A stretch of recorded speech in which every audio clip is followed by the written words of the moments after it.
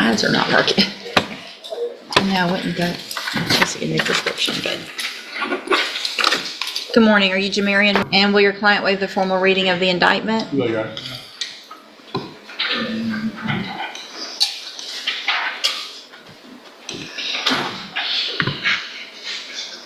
Mr. Martin, in cause number 25 DCCR 0196, you're charged with the state jail felony offense of Welcome to my channel Closed Case. Subscribe for more video. burglary of a building, and that's from October 3rd of 2024. And how do you plead to that charge?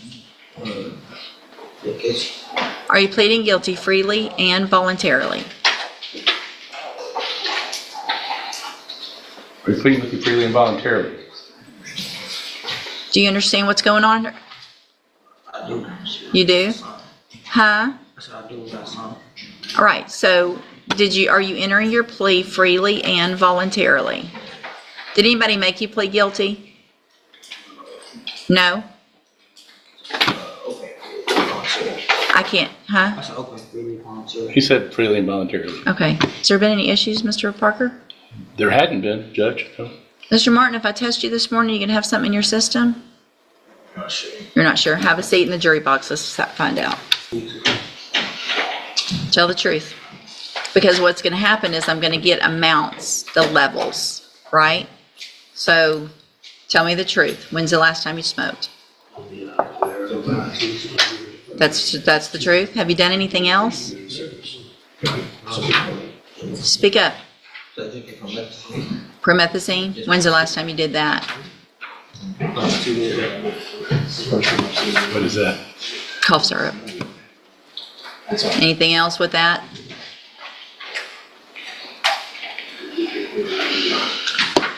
Judges, obviously, up to the court's discretion, but we're definitely going to reserve the right to dismiss the ISF, properly substance abuse track.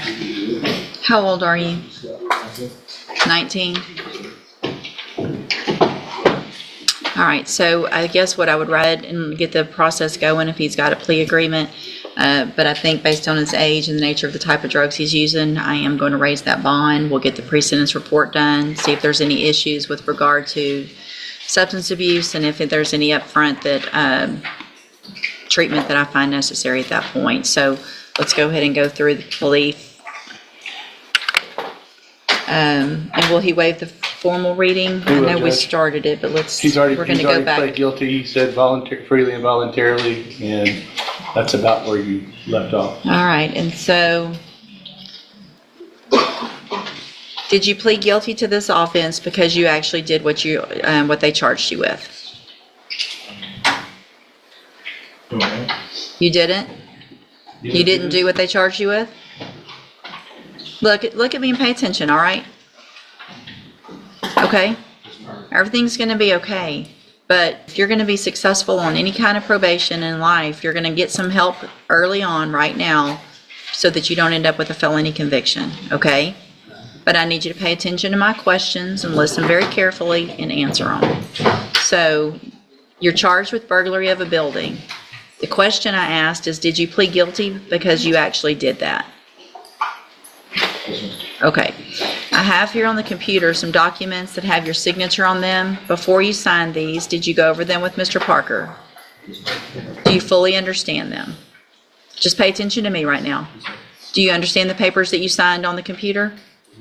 And do you understand, if I follow the agreement that you made with the district attorney, that you will be waiving or giving up any right to appeal? So if I go along with this agreement, you can't change your mind later. Do you understand?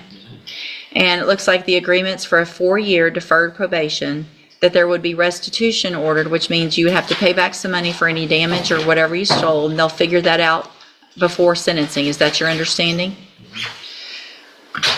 Do you also understand, if you're not a U.S. citizen, that a plea of guilty or no contest may result in your deportation, exclusion from admission to the country, or denial of naturalization under federal law?